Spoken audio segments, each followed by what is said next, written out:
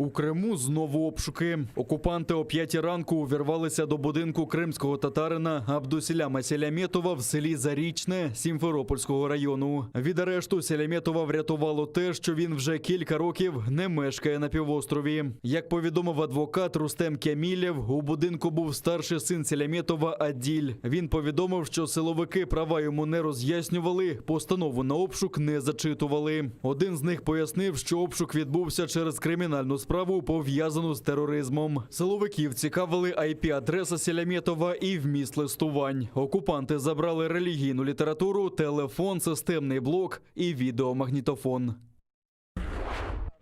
В окупаційному суді Армянська чергове засідання по сфабрикованій справі проти лідера кримсько-татарського народу Мустафи Джемілєва. Йому окупанти закидають спробу начебто незаконного перетину російського кордону. Сьогодні дивилися відео, зняте 3 травня 2014 року на пропускному пункті Армянськ. На ньому, за інформацією адвоката Миколи Полозова, видно, що Мустафа Джемілєв перебував біля намету, в якому, ймовірно, окупанти мали перевіряти документи у тих, хто їде до Криму. Але ні перевіряючих, ні позначень того, що в цьому місці нібито російський кордон, там не було. Це, на думку Полозова, черговий доказ невинуватості Мустафи Джемілєва.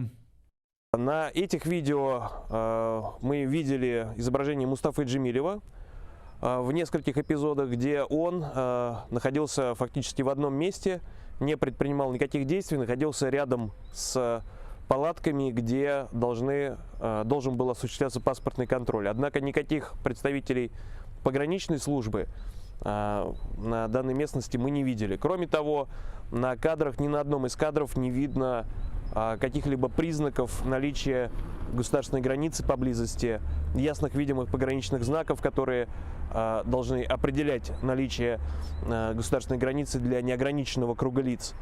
На самом пункте пропуска, на палатках отсутствуют какие-либо изображения, которые позволяют идентифицировать эти временные сооружения как пункт пропуска. Также мы видели большой баннер с изображением на украинском языке «Херсонская область». Никаких пояснений по данному видео, сопровождении текстом, голосом не было. Приходилось только догадываться, что происходит на данных видеозаписях. По мнению защиты, данные видеозаписи подтверждают то, что в данной местности отсутствовали какие-либо указывающие на наличие границы ясные видимые пограничные знаки, отсутствовали какие-либо признаки, указывающие и знаки на наличие контрольно-пропускного пункта, а в действиях Мустафы Джемилева на изображениях, которые были представлены на фото и видео, исследованы судом, никаких противоправных действий не наблюдается. Немає до Рефата Чубарова жодних претензій. Потерпілий у так званій справі про масові заворушення під час мітингу «За цілісність України», який відбувся 26 лютого 2014 року біля будівлі Верховної Ради Криму, заявив, що не вважає голову Меджлісу винним в тисняві, яка сталася на акції. Про це заявив адвокат Чубарова Олександр Осокін по закінченні засідання в окупаційному Верховному суді Криму. Там сьогодні заслухали двох свідків захисту. Вони заявили, що тиснява в той день відбулася не з вини кримських татар. Был допрошен сегодня последний потерпевший по уголовному делу, который заявил, что, несмотря на полученные повреждения в ходе митинга, он не считает виновным в их получении Рефата Абдурахмановича Чубарова и не имеет к нему никаких претензий.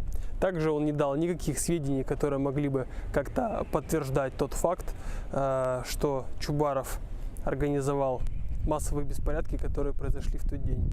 Окупаційні кримські слідчі висунули голові Меджлісу звинувачення за 2 статтями. Йому закидають організацію масових заворушень та публічні заклики до порушення цілісності Росії. Так званий суд почався в липні минулого року.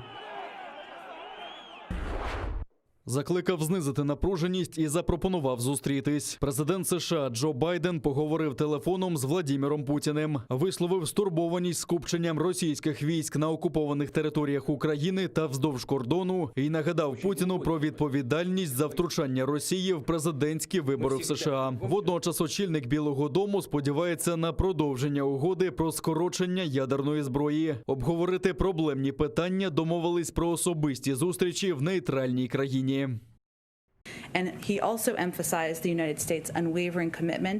Він також підкреслив непохитну підтримку українського суверенітету та територіальної цілісності. Президент висловив стурбованість з приводу раптового накопичення російських військ та посилення агресії на кордоні України. Росія має припинити підживлювати напруженість. Ми, безумовно, вважаємо, що ці стосунки залишаться проблемними і ми готові протидіяти. Але наша мета – мати передбачувані стосунки з Росією.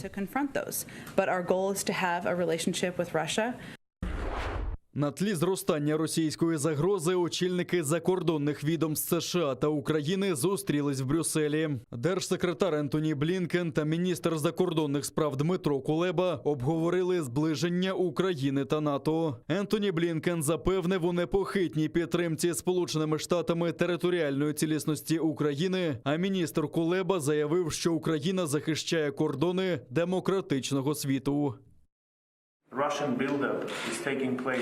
Росія накопичує сили не лише на кордоні України, а на кордоні демократичного світу, на тисячі кілометрів на північ та схід України. У цій боротьбі між демократією та авторитаризмом підтримка Сполучених Штатів є абсолютно важливою. Ми за неї глибоко вдячні. Наша зустріч в Брюсселі на полях наради НАТО підкреслює, що євроатлантичні країни стоять пліч-опліч з Україною у цій складній ситуації. Сполучені Штати і надалі підтримуватимуть суверенітет та територіальну цілісність України. Ми бачимо, як Росія, на жаль, поводиться провокаційно щодо України. Ми спостерігаємо найбільшу концентрацію російських військ на кордонах України з 2014 року. Це бентежить всіх – і Україну, і Сполучені Штати, і всіх союзників. To many of our allies and partners.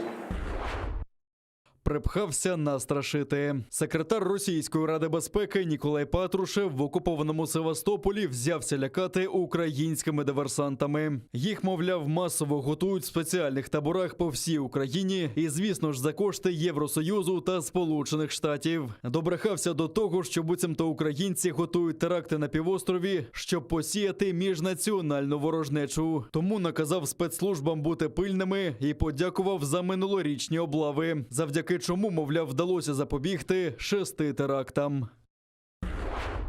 Один український воїн загинув, ще 3 дістали поранення минулої доби. В районі Південного окупанти били з мінометів 82-го калібру, а неподалік Катеринівки, Первомайського, Світлодарська та Зайцевого з гранатометів різних систем. Також біля пункту пропуску Майорськ скинули 5 заборонених мін ПОМ-2. Ворожі провокації українські військові подавили вогнем у відповідь. А за даними розвідки, через неконтрольовану ділянку кордону й надалі прибувають кадрові російські військові. Водночас командування окупаційних військ посилило контроль за витратами пального.